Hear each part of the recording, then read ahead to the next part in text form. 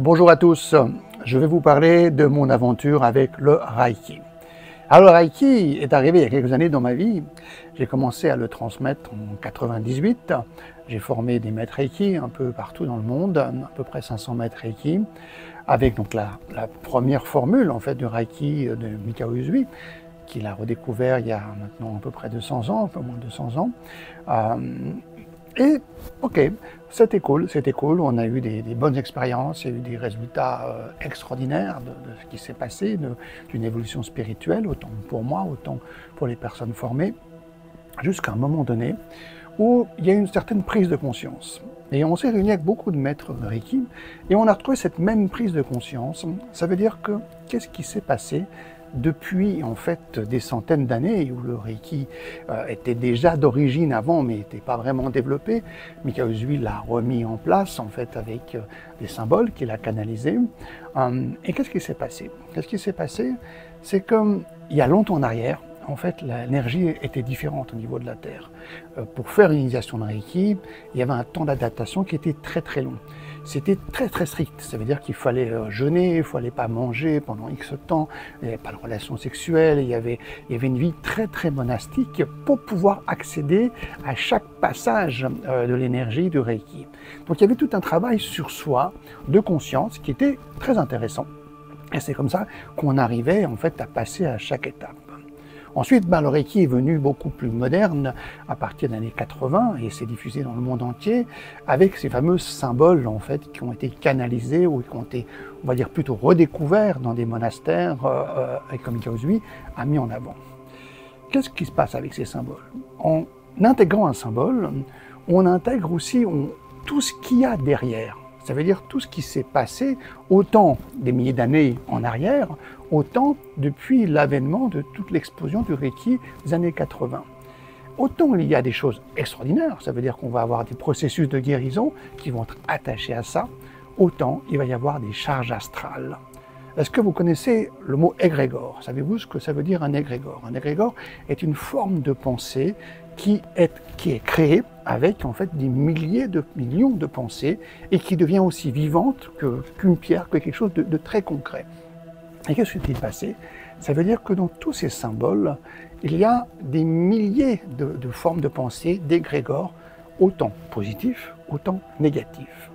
Donc, constat, après des années d'enseignement, et d'autres maîtres Reiki aussi, on a eu ces mêmes idées-là, ces mêmes informations, qu'en fin de compte, quand on faisait une initiation de Reiki, quand on faisait un soin, certes, ça nous apportait une évolution spirituelle, certes, ça nous apportait en fait une auto-guérison, si bien sûr c'est le chemin, mais aussi on se chopait des chevaux de Troie. Ça veut dire qu'on chopait des charges astrales qui ne nous appartenaient pas. Et je suis sûr que les personnes qui voient cette vidéo savent de quoi je parle. Donc c'est-à-dire qu'on peut se sentir très bien, puis à un moment donné on sent qu'il y a quelque chose qui nous empêche d'évoluer. Et on a souvent vu des maîtres Reiki qui voulaient aller plus loin, ils ne pouvaient pas aller plus loin. Même s'ils avaient une conscience extraordinaire, même s'ils avaient un cœur extraordinaire, une spiritualité extraordinaire, c'est comme s'il y avait à un moment donné quelque chose qui bloquait. Et donc il y avait une énorme contradiction, parce que je disais contrariété en fait par rapport à ça. Je disais, moi j'adorais transmettre le Reiki, j'avais des personnes qui adoraient aussi le transmettre, et il y avait ces choses qui ne nous appartenaient pas. Je remets le contexte du début, comme je le disais, le travail du Reiki, il y avait un travail de développement personnel très très important. C'était l'origine du Reiki. Il fallait vraiment travailler sur soi. Chaque initiation, il fallait des années. Ensuite, on est arrivé, génial, maintenant, allez, on fait un symbole, allô, tac, le symbole arrive, et du coup, c'est génial, on ouvre le portail, tout marche comme ça. Et très souvent, on ne bosse pas sur soi, parce qu'on se dit, on a le symbole qui fait le travail. Et c'est là que c'est faux. C'est là que c'est faux, parce qu'un vrai maître Reiki le sait. Le vrai travail ne se fait pas en 2 semaines, ne se fait pas en un week-end, se fait en années, voire en une vie. Et du coup, le symbole est devenu un peu le prétexte, tout en faisant en même temps ces choses qui arrivaient, en fait, qui étaient inconscientes. Donc c'était dans cette dualité. Je continuais à faire des formations. En plus, la formation de Reiki, à l'époque, était même reconnue par les assurances en Suisse, donc on pouvait même financer ça. Ça veut dire que la personne venait faire une consultation et en même temps était remboursée par la caisse maladie, donc c'était une porte incroyablement ouverte. Et j'ai plus en accord. j'étais plus en accord et à un moment donné, j'ai reçu une canalisation, une information, justement, de comment on pouvait transmettre le Reiki, mais sans les symboles. Directement lié à la conscience, directement lié à l'énergie, directement lié au cœur. J'ai reçu ça, j'ai accepté, mais j'ai refusé en même temps, parce que vu que j'étais tellement dans cette transmission de Reiki, et puis il y a des fois des dogmes, en fait, on ne se rend pas compte qu'avec cet enseignement d'origine, on est dans un dogme. Et du coup, ben, j'ai un peu refusé, mais je l'ai écouté, j'étais entre deux. Et je faisais beaucoup d'autres formations spirituelles avec des cristaux, d'autres choses. Et je me suis dit, bon, ben, ce que j'ai reçu, ça ressemble une partie au Reiki, d'autres c'est un peu différent. Vous me donnez l'initiation, moi je transforme quasiment en être de lumière, on transmet cette lumière à la personne devant nous, c'est un truc de ouf. Et je me suis dit, ben, je vais le transmettre en test, comme cobaye, à toutes les personnes que j'avais formées, enfin une partie des personnes que j'avais formées, déjà comme formateur maître Reiki. Donc, ça s'est super bien passé. Et puis, au fil d'aiguille, ils m'ont commencé à me dire, écoute, Olivier, on ne veut pas te vexer, c'est vrai que tu étais à fond là, dans le Reiki, avec l'école et tout. Mais tu sais, ce truc que tu nous as transmis là, je ne veux pas le nommer, mais écoute, c'est plus fort. Et là, ça m'a pris des mois, en fait, pour me dire non, mais c'est pas plus fort, parce que moi, j'enseigne le Reiki comme on m'a appris. Point. Et je me suis aperçu qu'en effet, il y avait quelque chose d'une autre dimension. Une autre dimension qui était complètement différente parce qu'on se connectait donc en fait à cette énergie spirituelle qui était intense. Et ça m'a pris des mois pour me dire qu'est-ce que je fais entre un business qui fonctionnait bien, qui était reconnu par des assurances, et c'est quelque chose qui était plus important. Et du coup, à un moment donné, j'ai dit, ok, il faut que je sois en accord avec moi-même, je ne suis pas en accord avec moi-même. Et j'ai tout arrêté. J'ai arrêté d'enseigner le Reiki aux Juifs et j'ai commencé à enseigner ça. Et j'ai fait beaucoup de méditation pour savoir comment je vais l'appeler.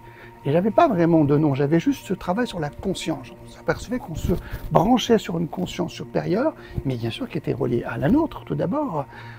Donc je suis arrivé sur le Reiki Consciousness, parce que voilà, on est sur cette base-là.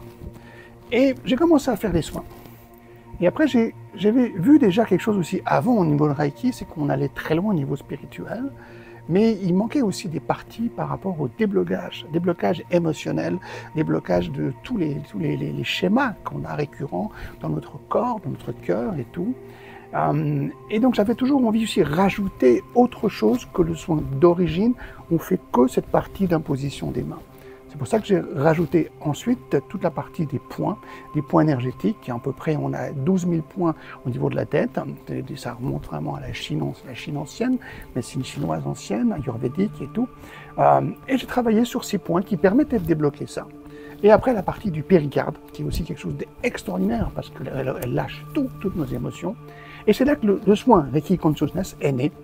De la partie du Reiki d'origine, comme avec les mêmes positions des mains, mais avec cette énergie qui était plus subtile, plus forte, enfin plus forte en tout cas, différente, je ne veux pas faire de comparaison, mais différente par rapport à ce qu'on connaissait. Et cette partie qui travaillait en même temps sur cette partie émotionnelle, qui lâchait, qui allait beaucoup plus loin. Et c'est donc en 2013, donc ça monte maintenant à quelques années, qu'on a démarré cette aventure de Reiki, qui est un voyage absolument incroyable. Incroyable au centre de son être, où vraiment on peut avoir très rapidement, en 24 heures. En 24 heures, et ceux qui le reçoivent le savent, des résultats, des transformations au niveau de sa conscience, au niveau de ses perceptions, au niveau de beaucoup de choses. Voilà un tout petit résumé que je voulais vous donner. C'est un grand résumé, mais pour vous donner un petit peu l'histoire, parce que souvent on ne comprend pas pourquoi il y a ça, est-ce qu'il y a d'autres choses qui sont intégrées, pourquoi il n'y a pas les symboles. Tout le monde dit mais les symboles sont là, sont très importants.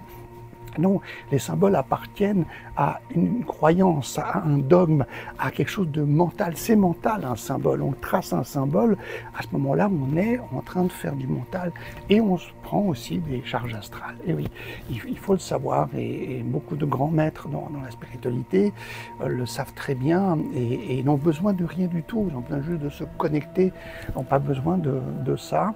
Mais maintenant, c'est vrai que c'est difficile parce qu'on est tellement, et moi le premier, on est tellement rattaché en fait à ce qu'on nous avons appris, mais de juste essayer de se connecter donc vraiment avec son cœur, avec sa conscience et d'arriver à prendre cette force énergétique, cette force d'amour qu'on peut transmettre à d'autres sans avoir besoin de prendre quelque chose à l'extérieur de nous qui ont été faits à une autre époque.